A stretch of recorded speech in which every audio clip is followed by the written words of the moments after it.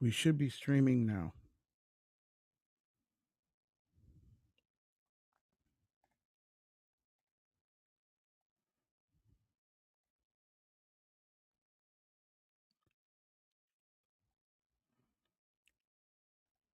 Hey everybody, how you guys doing? This is Alex and Jesse, and we are back now. Yes, they can hear us. I hope they can. If you're in the chat,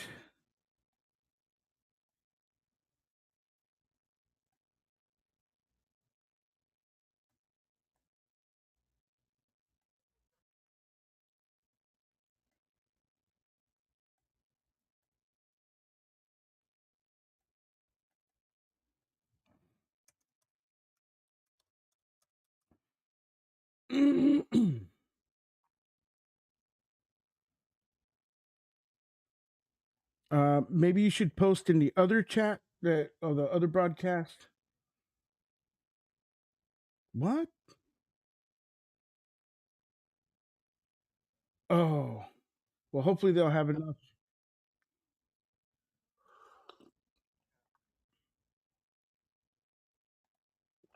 Not anymore. Not anymore.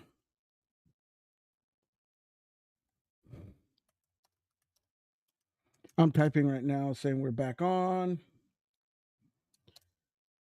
I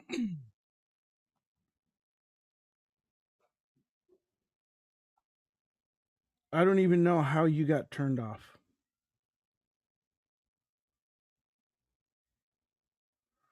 But either way, welcome back to the TLT podcast. We'll go ahead and assume that, maybe some people will find it, what have you. And we'll go ahead with today's episode 5. I can't believe it's episode 5 already.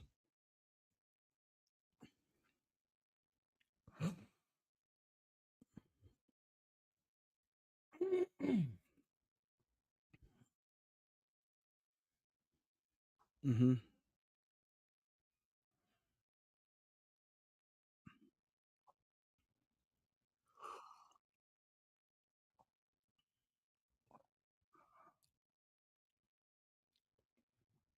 Yep. Anytime today, you're getting your brand new microphone.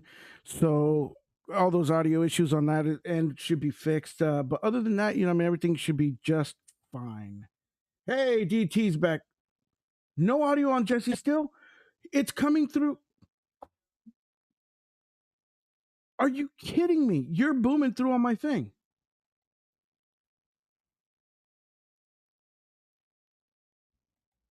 Hang on. Talk, Jesse. I hope that anybody can hear us. Still no audio on Jesse. Still no audio. Oh man. No. I'm asking. He hasn't posted other than no audio on Jesse still. Okay. Let's see what DT has to say. This is crazy. You know what? We were talking crap about OBS. We were talking about OBS and it's having its revenge. Oh, good. Yes.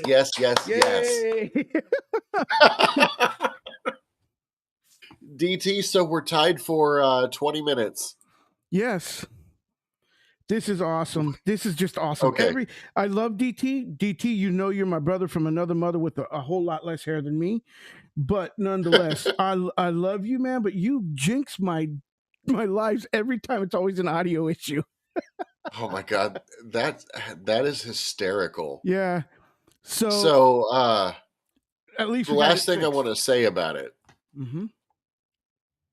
Maybe we do something for our podcasts, maybe even the distro reviews if people think it's funny enough.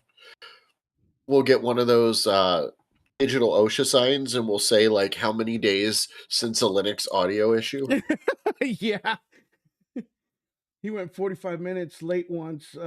Holy crap.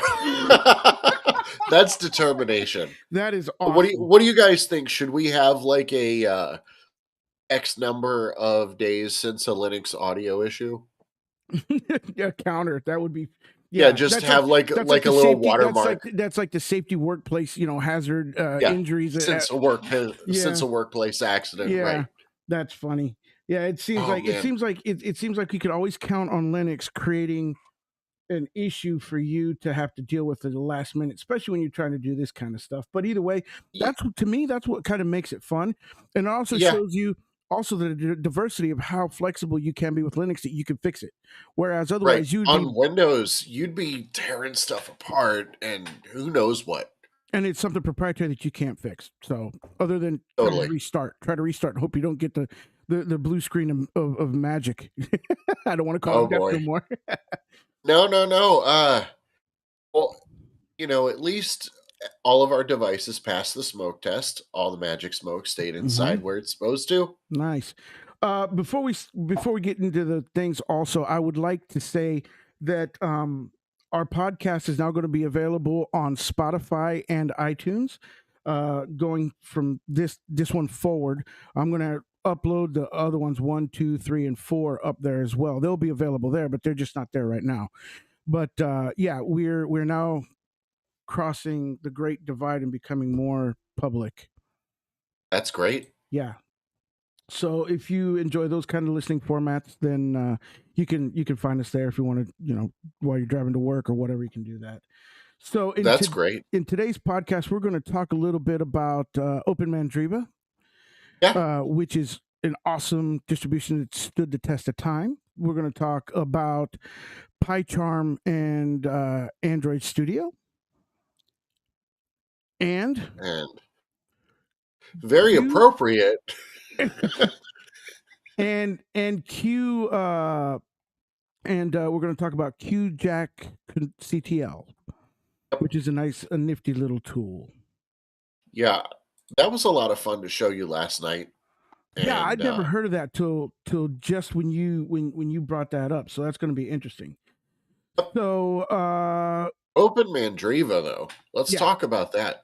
you want to talk about OpenMandriva? All right, let's do I it. used regular Mandriva for a long time. Mm-hmm. Uh, I remember being notified about it from Linux Magazine Right. when we were still buying printed magazines. I'm showing the viewers the What was actual it? Not page. Linux. Not Linux Magazine. Linux Format. That's what it was. Mm-hmm. Did any of you guys buy or read that? I did a long time ago, but not. Oh shoot! Are you there? Yeah, I did a Yep. long time ago, but not recently. Oh, Um, ads. huh? Scrolling through ads. Yeah, and But yeah, not 9 to recently. 5 Linux put out a great overview on the release itself. Mm-hmm. So thank you guys over at 9 to 5 Linux. We love reading your stuff. Mm-hmm. So what? And So what do you? So OpenMandriva kind of falls into that like that last review that I did of PC Linux OS, it's an old and time distro. it's an Yeah. old time distro that's been around for a long time. It's a fork of the original Mandriva as well, and Did you use the original Mandriva? Because I did. That's what I yeah, was saying. yeah, I did, yeah, and I, what is interesting about the Open Mandriva is how they are doing like the stable release and also the kind of like the rolling release. Yeah. I think And it's kind of a different take on how Ubuntu has their LTS versus their usually it's the point 0.4 that's the non-LTS, mhm. but that's one way to do it. But Ubuntu's not a rolling release the way OpenMandriva is, but it's an interesting take. I think it would be cool to see Arch-based stuff try that approach, Arch based and not. stuff. Yeah, I don't think it will just by nature of what Arch is, but it would be cool to have something where you'd have the flexibility of Arch, Mm-hmm. but a little bit more chill. What to me? So for me, what that says, and that's why I want to kind of talk about this, is because you have like distros out there that are uh they have just the stable version, and they don't have like that offering of the rolling release version. And to me, the distros that do the rolling release version tend to want to encompass their user base more. Like not everybody wants just the stability one. They want to be on getting the more cutting edge stuff, the more newer Right. stuff. And so it offers it to me. It's, I don't want to say a non-professional versus professional, but it seems more professional of them because they're offering variety. Yeah, Well, Waffles, we're back. yep. They're Hey, offering Waffles. they're offering variety to their user, their user base, and they're actually getting their users to be more interactive with them. It helps also build a stronger stable version as well. If I mean, I could see that, but rolling release never feels anything remotely close to stable for me. Rolling release basically says you get to try all the cool stuff and help us fix it. well, yeah, and of course, then also you've got people that will say, well, that's what alpha and beta releases are for, Right. And and that's the thing about Linux. Everybody can do it their way. right, and that's it. It's like, oh, hey, Zero Linux has zero's in the entered the chat. chat. Yeah, I mean, that's definitely what it's good for. But then again, that's also, like I said, there are people out there that have newer hardware, newer whatever in their boxes, and they want to test it. And if they're stuck on an older stable release, they may not get that as everyday users. Well, I don't think, rolling release isn't like, well, oh, we just enabled, your CPU yesterday. It's not like that different day to day. At least I haven't had the experience where it was. And Have you guys had that, where a day later you had support for something that you've been waiting for a while or ran into? Because I've never seen that difference that actually happened to me, day to believe it or day. not. That actually happened to me with a graphics card that I was using before I got this new one. It was No way. yeah, Wow. it was an I think it was an R8 or R7. I can't remember what it was. Anyhow, Okay. and for some reason, I was on. Yeah, it was Debian.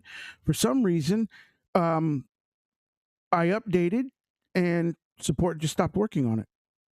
And when I rolled back, it was there. Oh man. And in all, wow. Yeah. Sorry, my brain just broke. You want to know what happened? What? Don't tell me you had another gremlin. No, the episode did. What do you mean? The title's wrong, bro. Oh, yeah, because I didn't get a chance to set it all up. I Yeah, had we to can read. fix that. Yeah, We can that fix it in post. yeah, we're gonna fix that in post. But didn't mean to break your brain. I figured you'd have caught that. No, I did not catch that because I wasn't watching the stream. I was Yeah. I was, So streaming the stream. and Oh, Steve, thank you. Thank you oh, thank for you. the super chat. Oh, thanks for the That super is chat. That's awesome. awesome. But anyhow, no, I literally had that support break on something in the middle of just an upgrade. Okay, yeah. That I've definitely experienced. Do you remember the horrors of installing the NVIDIA driver manually? Yeah. Because that was something I had to do when I was using OGMandriva. Right. You still had to do go to NVIDIA, download the thing, Right. run the bash script in the terminal, and Hmm. pray that your entire existence didn't break. Right. Yeah. But that's back in those days. You had to do that. That wasn't just for Nvidia. That was for like sound cards and a lot of different things. Back in those days. So I mean, it's definitely come a long way, and it is not anything that isn't foreign to any of us old time Linux users.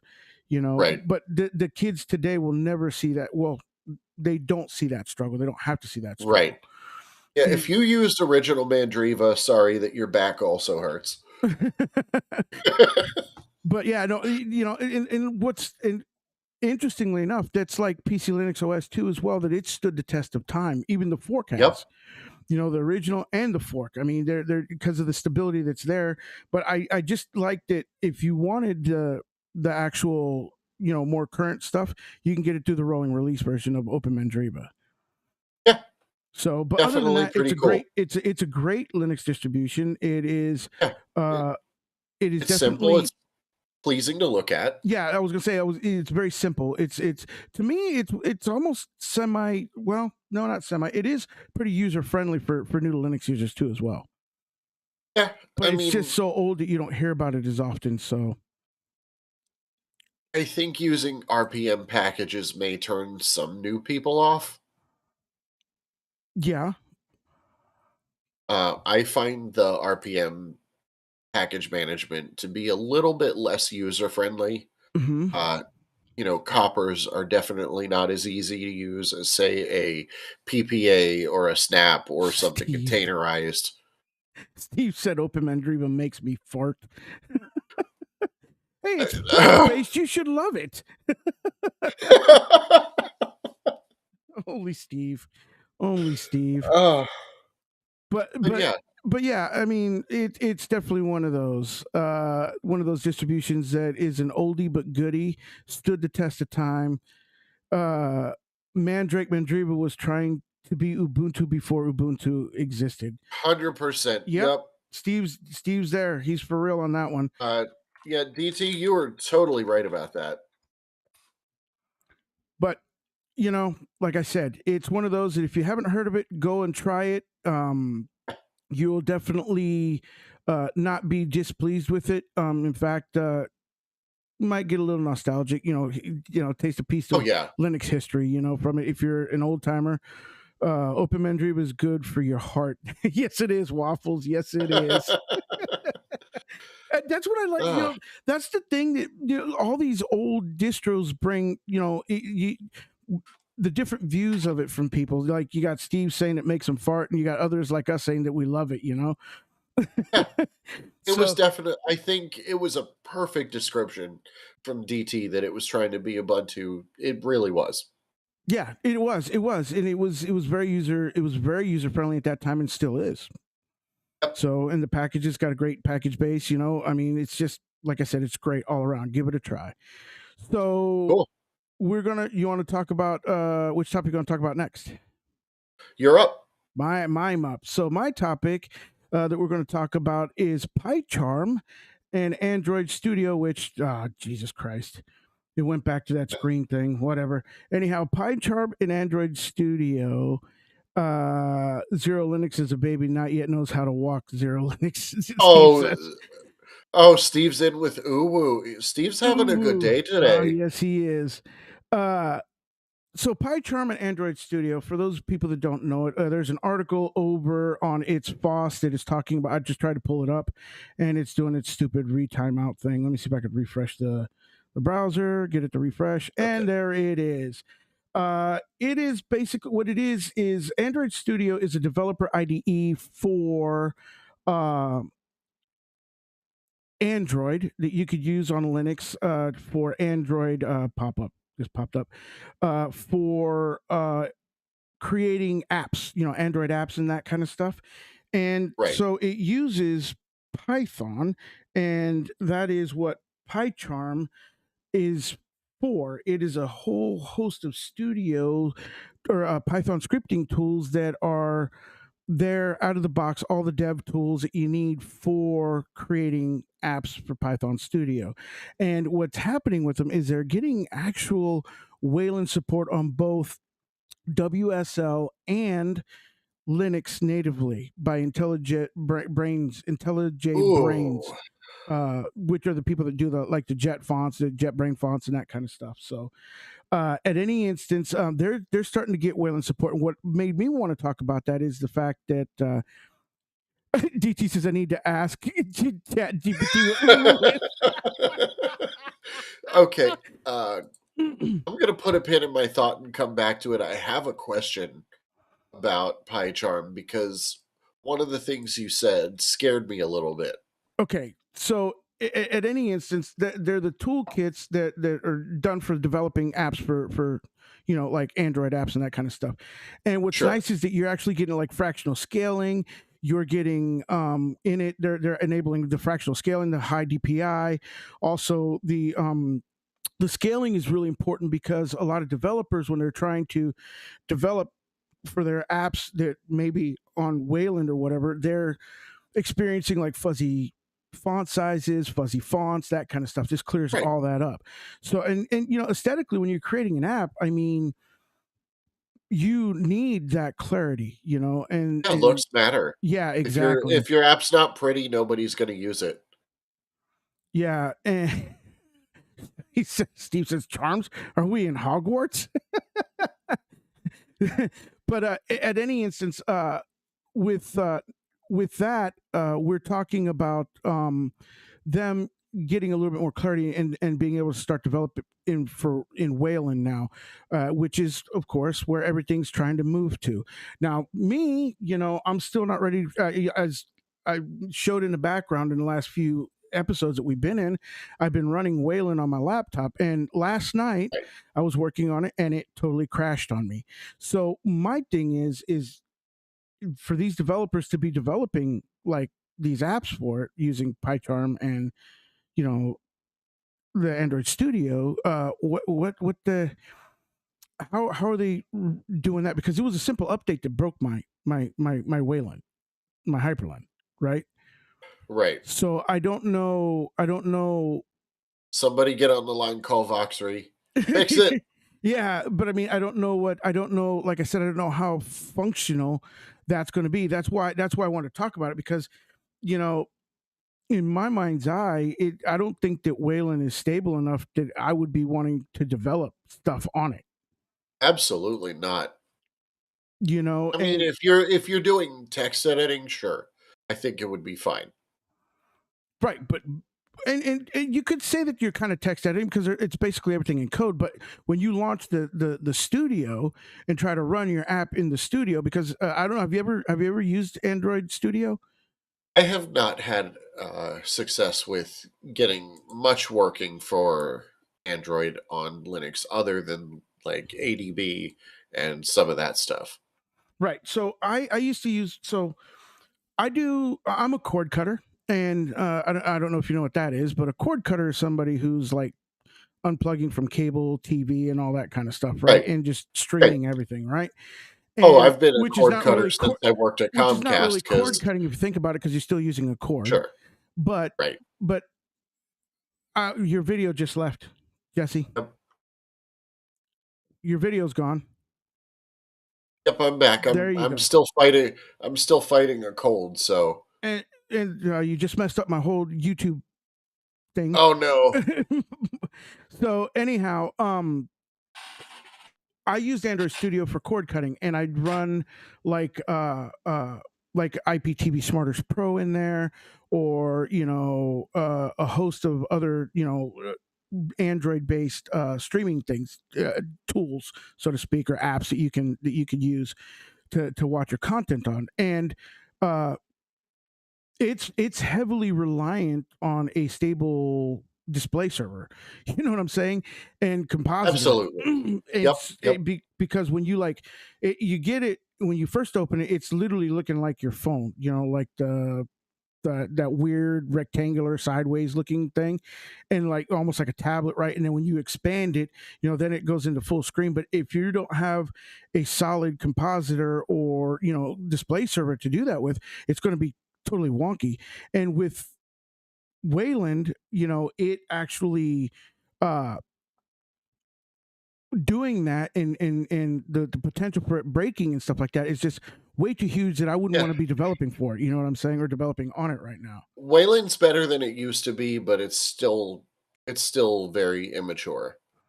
Oh yeah, and I get it for testing purposes, but that isn't something, like I said, I don't know any developer that would be doing that. They would just mainly be probably still on X11 or XOR, the XOR display server with X11, doing that versus doing the Wayland one.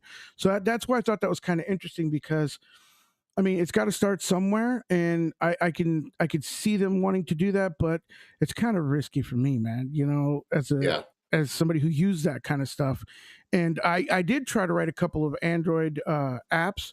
What's up, Izzy? How you doing? Izzy, our newest admin in our Discord servers, is in the chat. Izzy, yeah, I made it. Yeah, and so like I said, you know, being that I did try to, and you know how difficult that is to write for some of those apps to try to. Yeah. And like I said, if you're not on something stable, I don't know. Right. You know, and so I just thought I'd put that out there, and I don't know how many people that play with that are followers, but I just wanted to bring them that to watch out for that. You know, have fun with it, but understand that I wouldn't be doing my main development on that.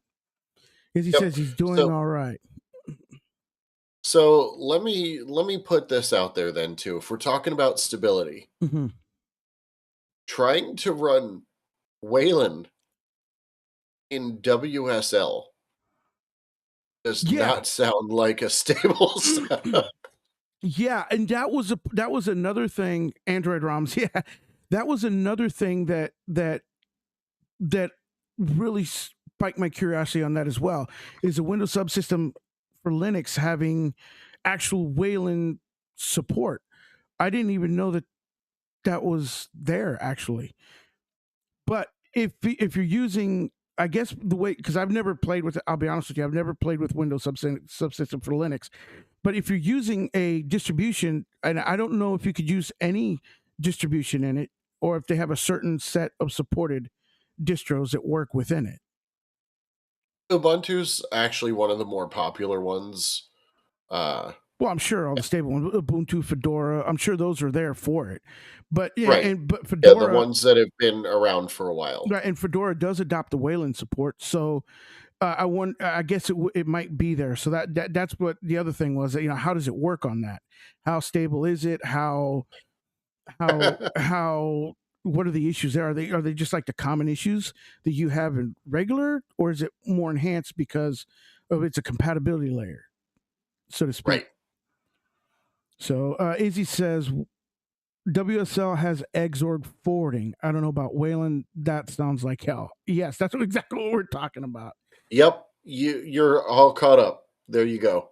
And Zero's becoming real. Hyperlink. H0. H0. Yeah. H0. Wow. Yeah. It's it's moving forward, and like I said, we're in its infancy. So of Wayland, so it's going to get better, obviously. But I think, like I said, on the development side, I don't think that I'd be trusting doing development in it right now. Izzy says that's for Xorg. Is forwarding containerized environment. Yeah. Really nice side feature that's legacy of the teletype era. Yeah. For those of you that don't know, Izzy is he's kind of like, I would love to see Izzy and Josh get together and talk some shit. You want to talk about two loving uber nerds talking about some stuff that just really excites them, dude. Those guys would be those guys would be well, Ham's in the chat. What's we up, got a Ham? Those guys would be completely off the charts on what they would be saying. You know what I mean? 6-hour streams all day. Literally, man.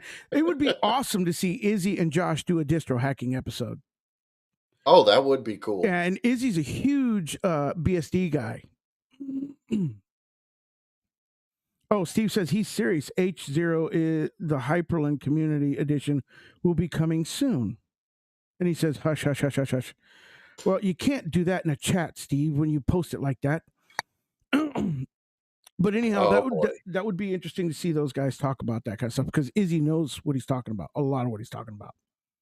Yeah. And by the way, he actually saw your distro review and thought well of it. Yep.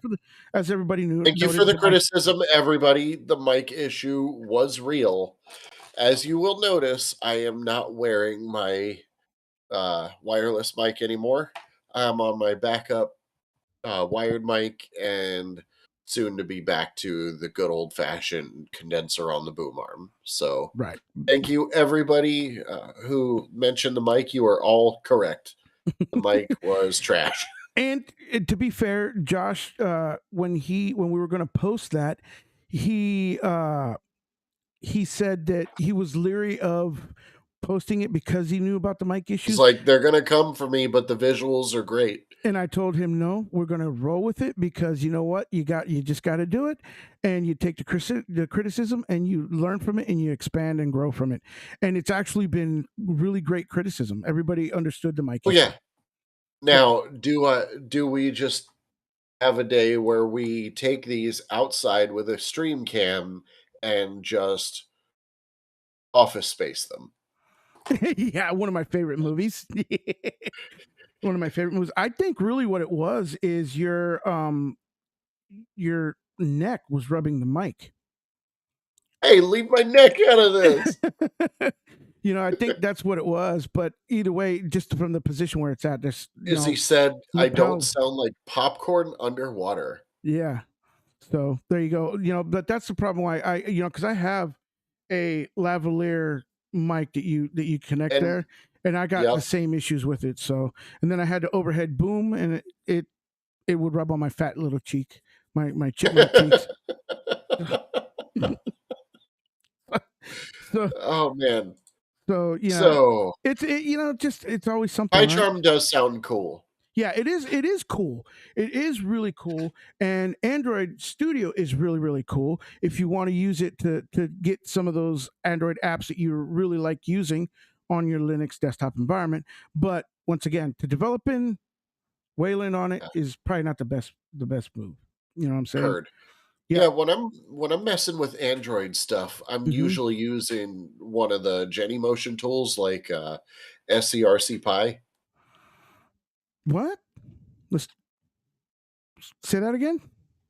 There's a very popular screen mirroring tool. I don't have to use something like Android Studio if I'm running Linux apps. What I do is I use something called SCRCPy for screen recording Pi, and it's not just a recording, but you connect your phone with a USB cable, and it uses ADB and actually mirrors your screen to your phone. Yeah, kind of like what Google Chromecast does for your TV and stuff like that. Yeah, and I've actually done it to stream mobile games on Twitch.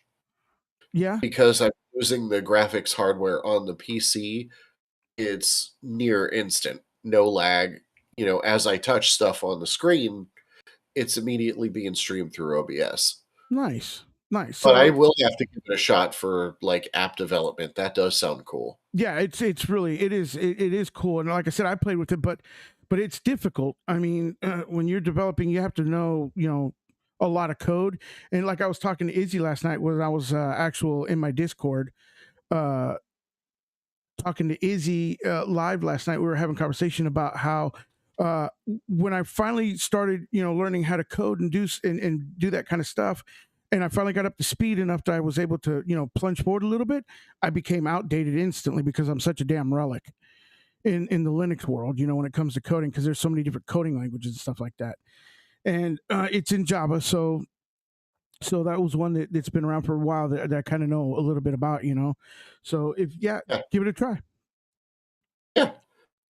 Oh boy. So we're going to talk so much cool to talk about. Yeah. So you want to talk about your next one? Waydroid, that's another one that's out there, yeah. Yeah, that Waydroid's cool. So I've been playing with Qjackctl this week, while I'm exploring Ubuntu Studio.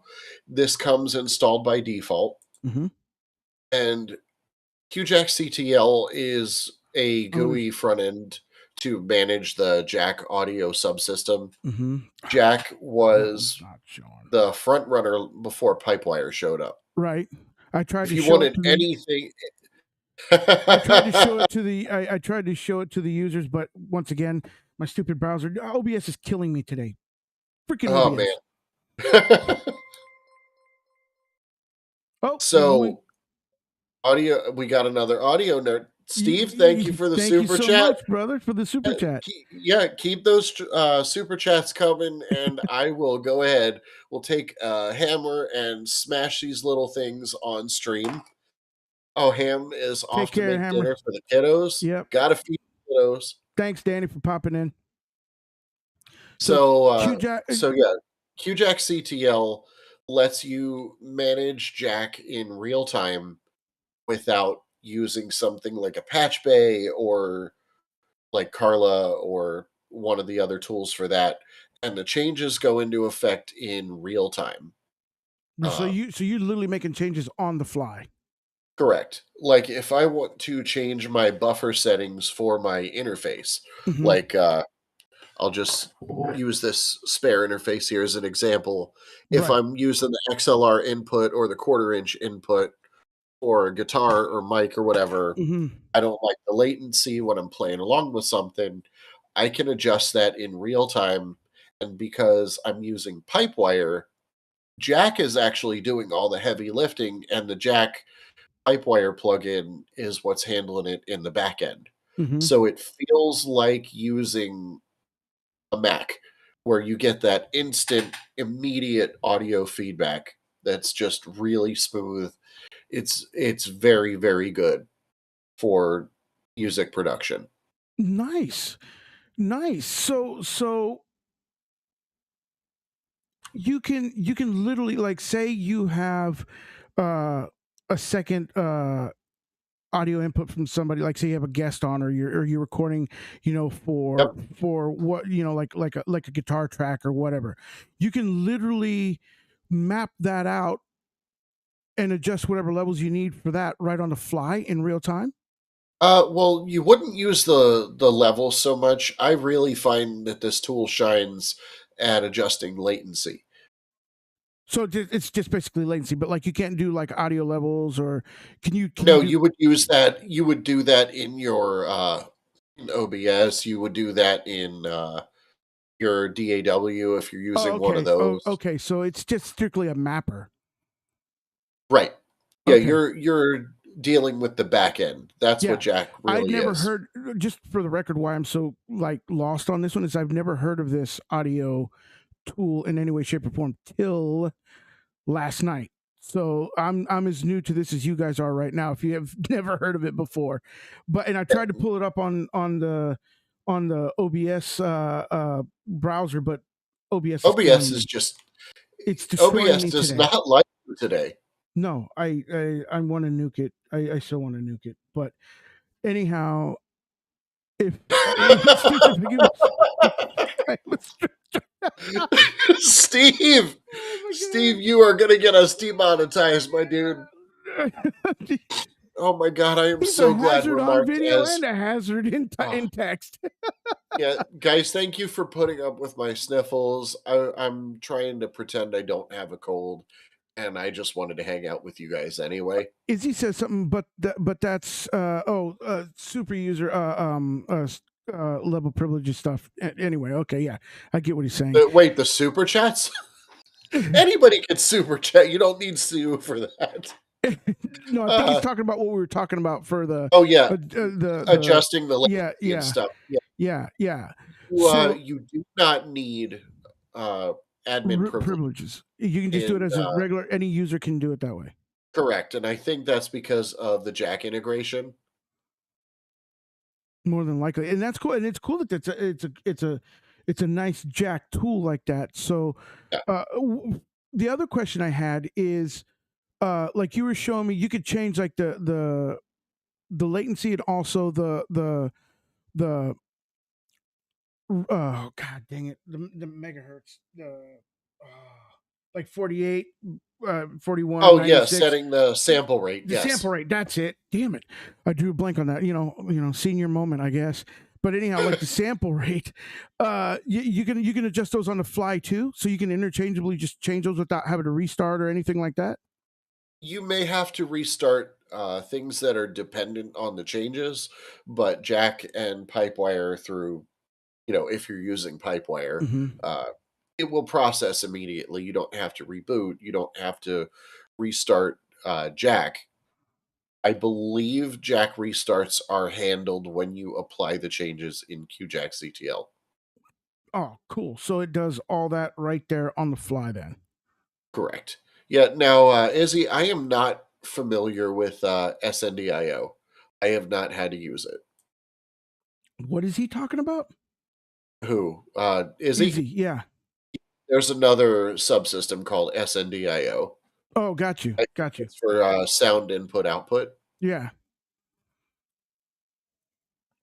I've heard of that one, but I've never played with it either. So yeah, Steve I generally says, just stick with what works.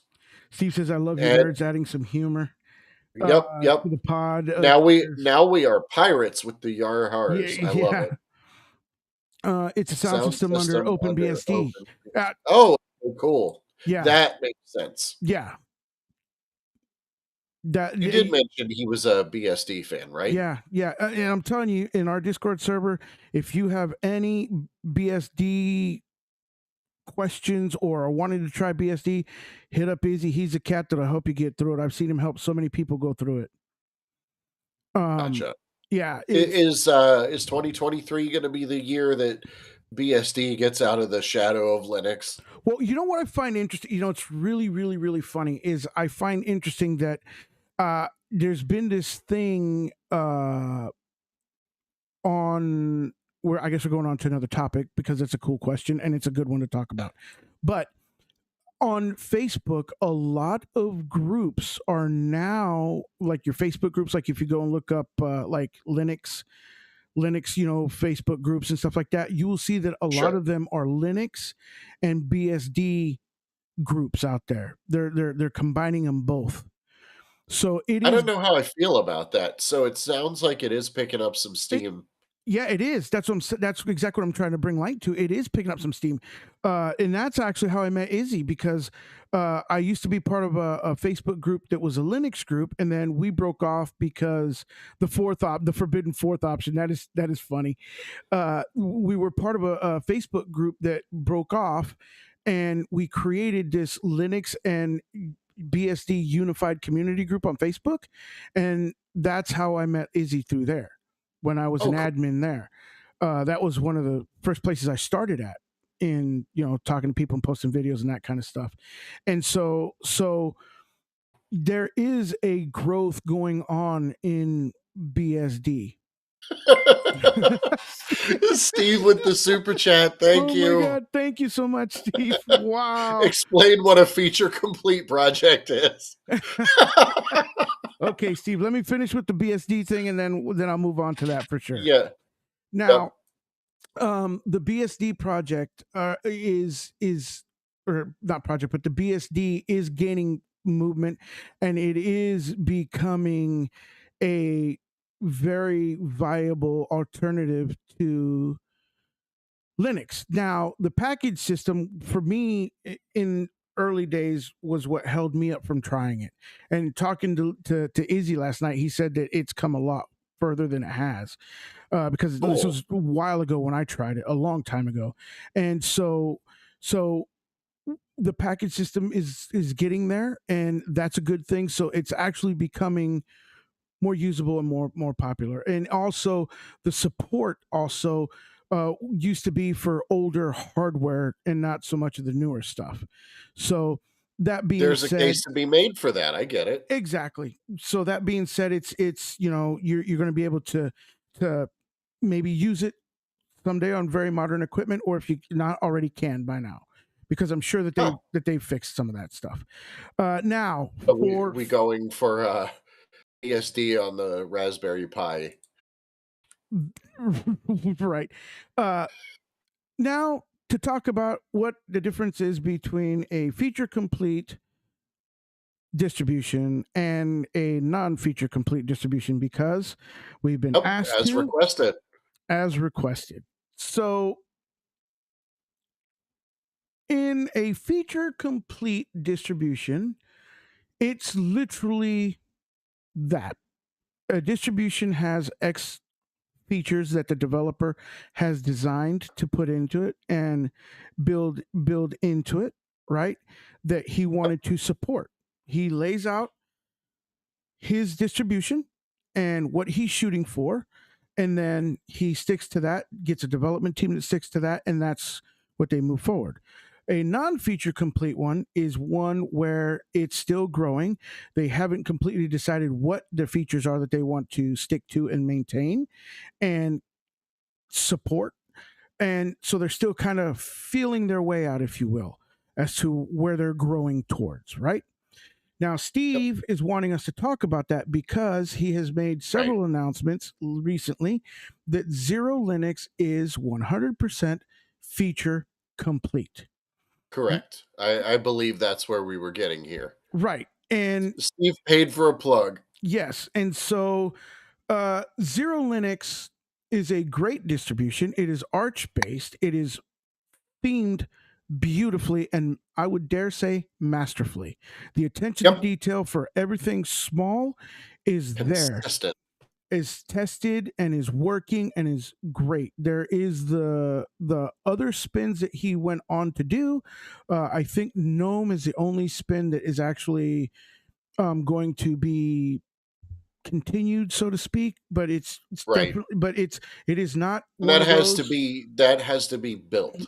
Right, that has to be built, and it's not one that's going to be getting the main attention either. The Zero Linux is getting the main attention. That right. The KDE version is right. The KDE finished. Yep, complete. It's as feature far complete. As yes, yeah, it's completely feature complete. And he's been, as every developer gets hammered by users and also people who are just test driving it, they're going to give their constructive criticism, which is just that, constructive criticism, that, oh, why don't you add this? Why don't you add that? Or, it'd be better if you had this or if you didn't have that. And right, but the distro is done minus security updates, correct? And that's what he's trying to kindly say that we're not addressing those issues anymore because this is where we want to be. This is what works best for us. This is the distro that I can continue at my level and my team's level to maintain. And that is DJ is not taking requests at this time. Exactly.